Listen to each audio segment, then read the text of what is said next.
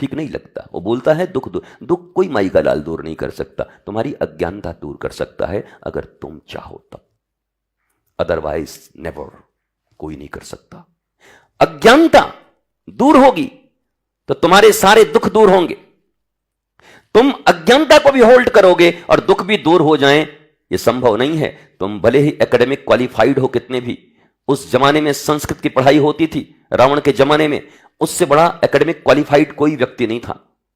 कंस भी academic qualified था, हिरण्यकश्यप भी एकेडमिक क्वालिफाइड था, बट वो आध्यात्मिक लोग नहीं थे। एकेडमिक तुम भी हो।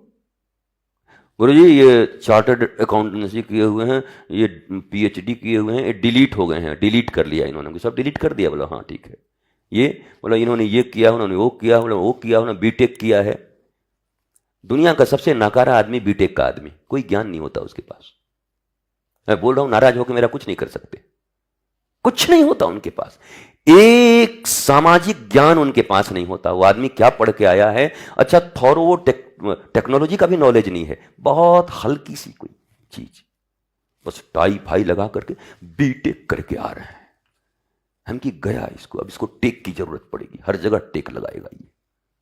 ये ऐसे ऐसे कोर्स बनाए हैं लोगों ने, ठगने वाले।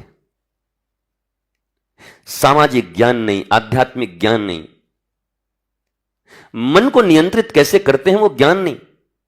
ये शिक्षा नीति ही फेल्योर है। कोर्स जो पढ़ना हो 50% हो, कोई फर्क नहीं पड़ता, पर अदर 50% तो लाइफ साइंस होना चाहिए, जीवन का विज्ञान, लाइफ टेक्नोलॉजी, जीवन की तकनीक। कहां है वो, किस कोर्स में है? जो थोड़े बहुत जीवन की तकनीक तुम्हारे इतिहास, भगवान राम, भगवान कृष्ण और तुम्हारे ये महापुरुष जो हैं, इन महापुरुषों की जीवनी भी हटा दी गई।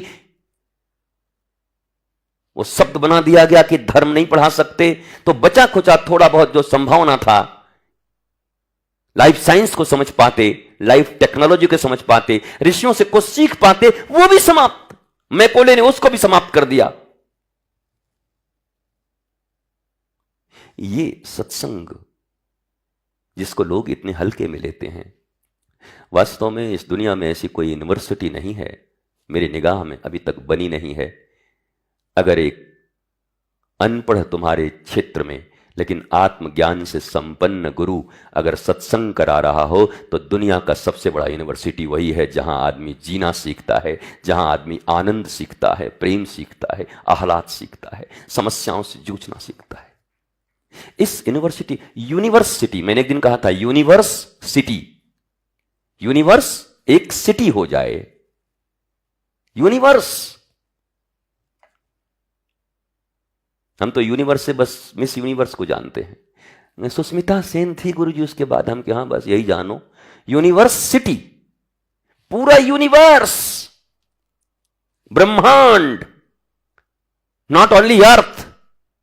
केवल पृथ्वी की बात नहीं हो रही, केवल मनुष्यों की बात नहीं हो रही, केवल जानवरों की बात नहीं हो रही, पेड़ पौधों की बात नहीं हो रही, पूरा ब्रह्मांड,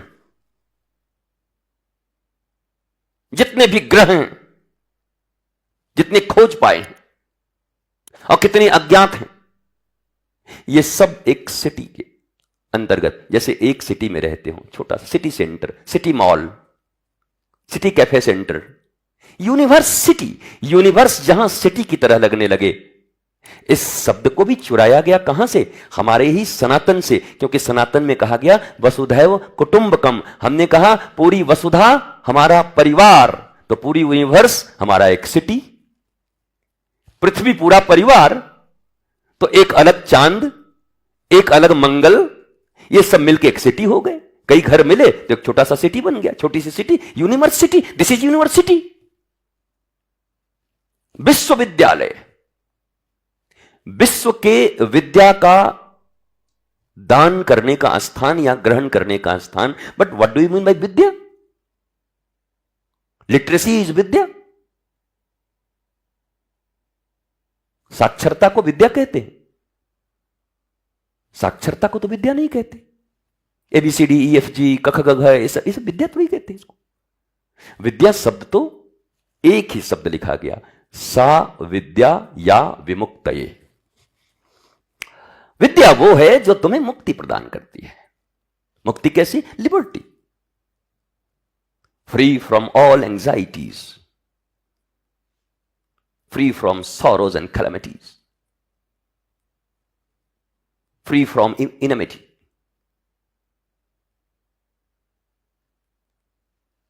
मौज, दिस इज विद्या। क्या तुमने विद्या ग्रहण किया? आर यू विद्यावान और विद्वान और विद्यार्थी जिसने विद्या की अर्थी उठा दी? ये जितने विद्यार्थी हैं सब अर्थी उठा के लेके चले जा रहे हैं विद्या का। आज विद्यार्थी का अर्थ मत समझिएगा, विद्या का सही अर्थ जो जाने उसको विद्यार्थी, लेकिन अब तो यह है विद्या की जो अर्थी उठा लिया उसको विद्यार्थी। तो जब बेसिक कॉन्सेप्ट क्लियर नहीं है,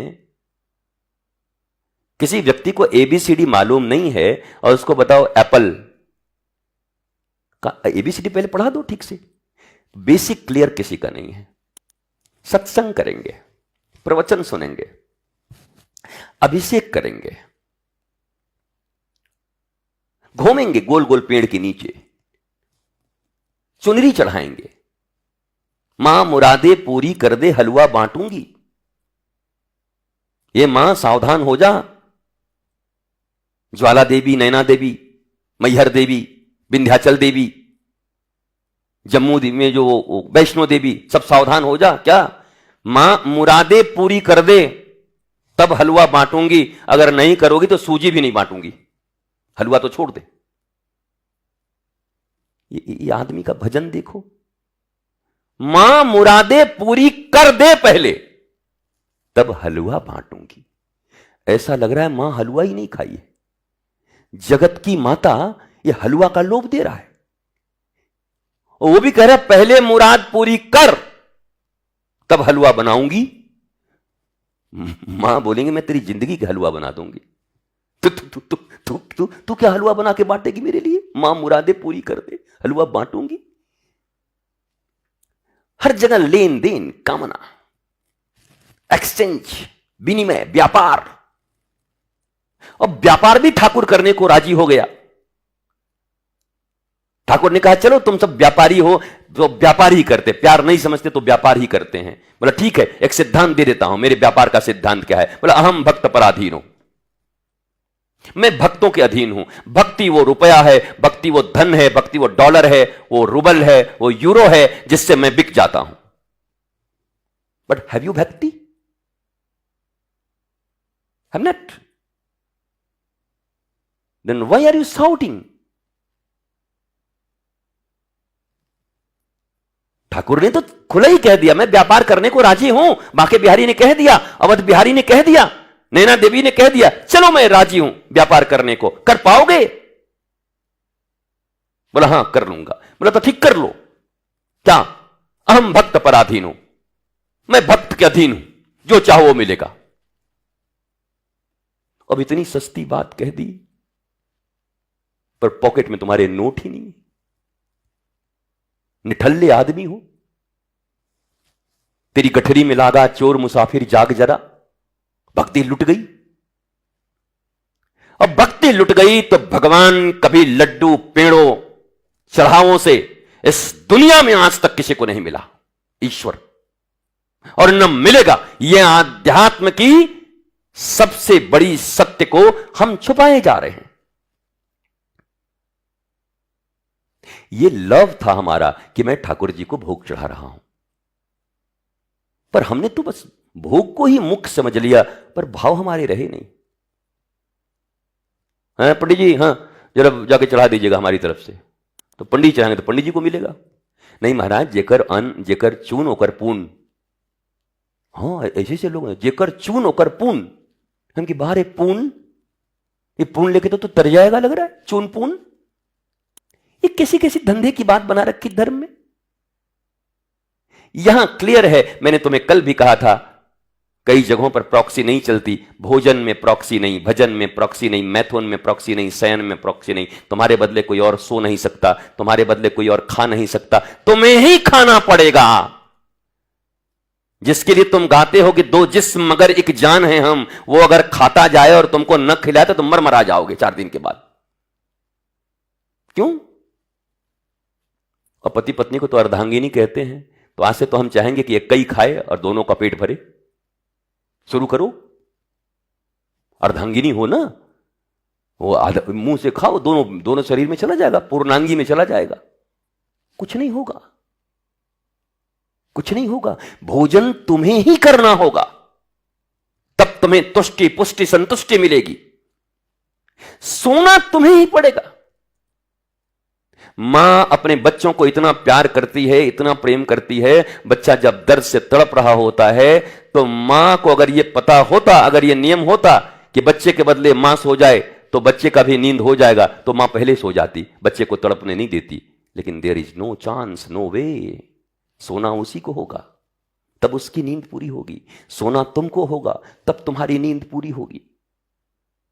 शयन, भोजन, ये सब चीजें स्वयं के ऊपर ही। तो भजन दूसरों से कैसे होगा, हम जरा ये जानना चाहते। भजन भी तो खुद करना होगा।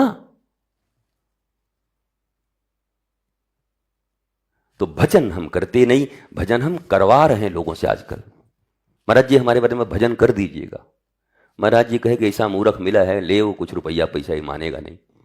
भजन हम अपना करते हैं, जो भजन करेंगे उनको लगेगा, राम राम वो करेंगे तुमको थोड़ी लगेगा।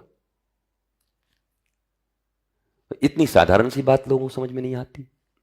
हां ये बात है, आचार्य क्यों है? तुम विधिहीन पूजा करोगे, तुम्हें पता नहीं है। गाइड क्यों है किसी सिटी में? तुमको पता नहीं है किस रास्ते में खो जाओगे, कहां चले जाओगे। गाइड तुम्हें हाथ पकड़ के घुमा देगा, कम घंटों में ही तुम्हें पूरे स्थान का दर्शन करा करके संतुष्ट करके भेज देगा। बोला आचार्य किस लिए हैं? बोला आचार्य किस लिए हैं वो तुम्हें पता नहीं। किस विधि से भगवान की आराधना हो, भगवान तक चीजें पहुंचे, भगवान तुम्हारी सुने, तुम भगवान को कैसे बोलो, इसके लिए आचार्य हैं, सीखने के लिए। तुम्हारे नौकर नहीं है बाप के कि पैसा दे दिए और तुम उस पूजा करवा लिए उनसे। तुम तो बाप का नौकर समझ के बैठे हो। पंडित, पुरोहित, आचार्य, पैसा दो पूजा करवाओ। दे आर गाइड, आचरण सिद्ध महापुरुष, आचरण जो चल कर दिखाते हैं धर्म के पथ पर, वो हैं आचार्य। उन आचार्य के चरणों में जाकर के पूछिए, हे आचार्य देव, ठाकुर तक मेरी बात कैसे पहुंची, भाव कैसे आए, मन चंचल हो रहा है। हे नाथ, ये जप कैसे करूं, शुद्धि कैसे हो। अशुद्ध तन से भी शुद्ध भजन नहीं हो सकते, तन भी शुद्ध चाहिए। तो फिर ये शौचाचार, सदाचार, आचार, विचार, व्यवहार, इसके लिए आचार्य हैं। पर हमने क्या सोचा, पंडित जी हैं, लीजिए 5,000 रुपए लीजिए, हमारे बदन से पूजा कर दीजिए। तो यार बेकार आदमी, अनपढ़ गंवार आदमी। गुरुदेव, ठाकुर जी का कैसे साधना करें? बोला चल मैं तो करता हूं, मैं भी, और दूसरे के लिए प्रार्थना तो करते ही, प्रार्थना दूसरे के लिए भी करते हैं कि नहीं। हे भगवान उनका मंगल कर दीजिएगा। परहित सरिस धर्म नहीं भाई, तो आचार्य परहित करते हैं। पुरोहित जो अग्रहित देखता है, पुरोहित आगे का हित देख रहा है, हित देखते हुए कर्म कर रहा है। पर हमारी पढ़ाई नहीं है, हमारे कोर्स में ऐसे कोई चीज नहीं है। A+B का होल स्क्वायर, मामला खत्म।